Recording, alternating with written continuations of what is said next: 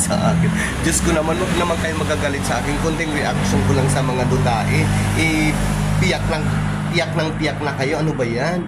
Huwag naman ganyan. Bigyan naman niyo ako ng pagkakataon ma-explain at magkaroon ng comments para sa ating mga former government officials. Kayo talaga, hindi kayo nag-iisip. Wala talaga yung isip. No, oo, hindi ako nagpapabayad sa aking tuwing ina-upload yung video kasi gusto ko lang ma-share yung aking mga damdamin, yung aking mga gustong sabihin sa mga nakaraan administrasyon na manahimik at tulungan ng present administration.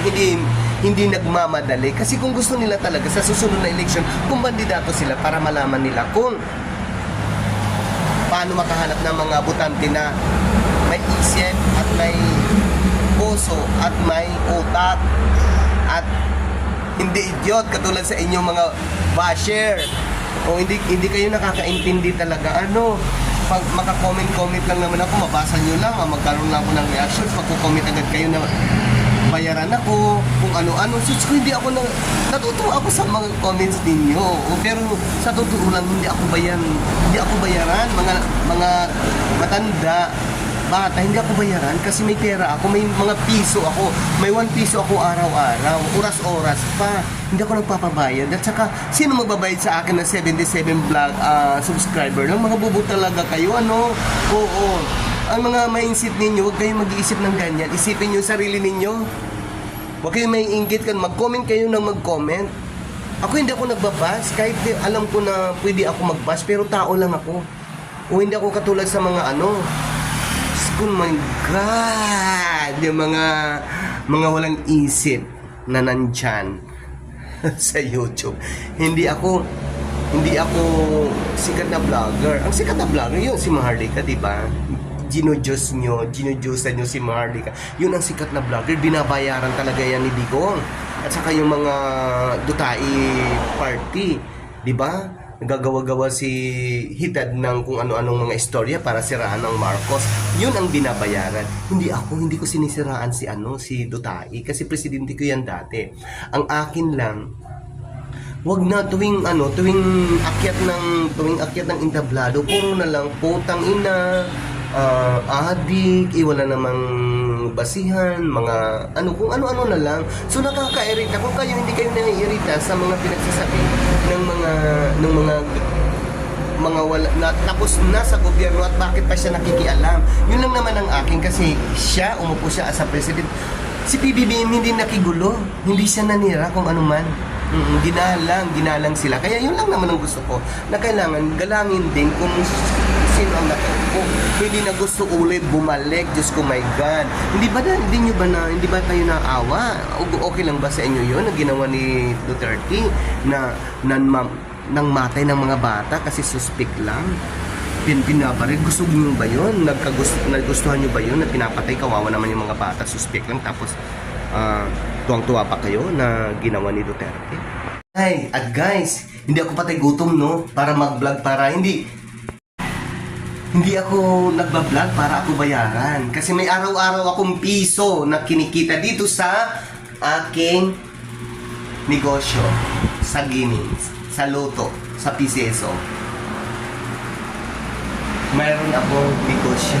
Hoy, shame on you, nasasabihin mo sa akin na bayaran ako. Pag tulungan mo akong dumami yung subscribers ko, siguro yun na, mababayaran yata ako ng YouTube.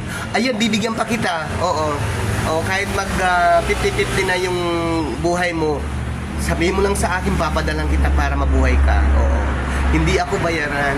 Shame on you, mukha mo Hindi ako bayaran kasi meron akong kinikita araw-araw, oras-oras ng piso-piso dito. Tingnan nyo lang, nasa likod ko. Ayan, kumikita ako niyan. Mahiya ka. Mahiya kayo yung nagsasabi. Ang totoong vlogger, ayan ang malalakas na mga vlogger, mga malalaki na. Ako hindi.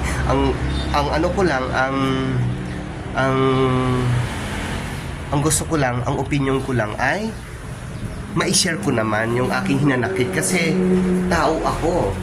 Legitimate voters ako ng Republic of the Philippines. Alam nyo ba kung saan ako bumoboto? Sa abroad. Doon ako bumubuto sa abroad. Excuse me, guys. Hindi ako nagpapublish, hindi ako nagpo-post ng aking video para ako bayaran niyo. Pasalamat ako kung bayaran ako ni YouTube. Kung ma-meet ko yung mga requirements ni YouTube, Diyos ko, tulungan nyo ako para ma-meet ko. Ibibigay ko sa inyo yung binibigay ni YouTube. Ay, yung mga hampas sa dyan, yung mga nagbibintang sa akin, excuse me, tsaka, oy, mukha ko walang flash yan, excuse me, mukhang matanda ka pa kaysa sa akin, oo. Ay, yung mga nagbabay sa mukha mata, mahiya ka yung mukha mo, para kang kuradot. Excuse me, okay lang lahat, okay lang, sige, basyo lang akong mukha. Pero, excuse me naman, hindi pa naman ako matanda kaysa sa mukha mo, kuradot na. Kulubot na, Diyos ko, my God, sa akin wala pa naman. At hindi ako patay gutom para mag-vlog. Sinasabi mo, bayaran ako. Diyos ko, bawat upload, binabayaran ako. Sana mabayaran ako, no? Kasi ililimos ko sa iyo, idudunit ko sa iyo, yung nagbaba sa akin. Oo. Pagbayaran ako ng mga politiko, ayan, idadiri ko agad sa iyo para ililimos ko sa iyo. Oo, yun lang naman ang akin. Kaya dahan-dahan kapag sasalita mo, matatanda ka, mukha mo, kulabot, Nakakatuwa itong matanda na to. Matanda daw ako. Mas matanda ka pa sa akin. Excuse me. Diyos ko, ano ka ba yan? Hindi ka naman totoong vlogger din. Itong naman 35 lang yata yung subscriber mo. Siguro. Ako kailan lang ako nag-post. Kailan ako, tingnan mo lang kung kailan lang ako nag-ano ng YouTube. I-research mo Taong Bundok, Taong Kuradot, i-research mo kung saan ako, kung kailan ako nag-start ng pag-YouTube. Oo. Kailan lang, nung isang buwan lang. Oo. Kaya, ang aking mga bashers, ang aking mga followers na nag-follow sa akin at naniniwala sa aking mga komento, marami pong salamat dahil ang purpose ko lang po ay mailabas ko at may share ko naman sa inyo kung ano talaga ang hinanain ko dahil ayaw ko na talagang palagi na lang wala nang ibang mga subject matters nila kung hindi PBBM, kung hindi mga Marcoses. Umupo naman ng nakaraan administrasyon at hindi naman sila nakapag koleksyon ng mga kung anong mga utang, kung anong mga ninako. Diyos ko, my God, mayroon tayong Supreme Court, mayroon tayong tagapag-alaga ng ating mga kaso, ng ating mga hinanaing, ang ating mga iko-complain, mayroon tayong departamento na pupuntahan nila. Tama nga lang naman ang sinasabi ko na hindi na dapat sila pumunta ng abroad para umakyat ng entablado, para pag iwagayway nila doon na sabihin na si PBBM may saya, si PBBM may addicts, si mga Marcos ay corrupt or magnanakaw. Dapat hindi na yan doon sa ibang bansa. Dito na sa Pilipinas nila iwagayway.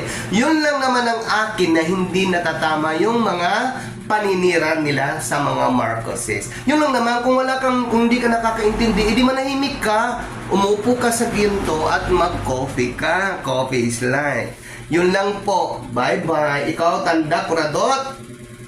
Mag-isip ka at tingnan mo yung mukha mo sa salamin bago ka magsabi sa akin na matanda ako. Excuse me. At hindi ako patay gutom dahil kumikita ako ng aking negosyo. At kumikita rin ako ng tagpiso-piso dito. Ayan. Ano gusto mo? Pako? Ilan? Papalunok ko sa'yo. Dami.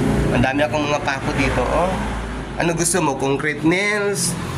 D4, D3? So, anong gusto nyo? Free lang yan sa akin, di-deliver ko. Oo. Sinong gusto? Anong gusto nyong kaloto ng pako? Yung mga nagbibintang sa akin na bayaran ako at mukhang pera para ako magkapera kaya ako nag-upload ng excuse me. Bye bye.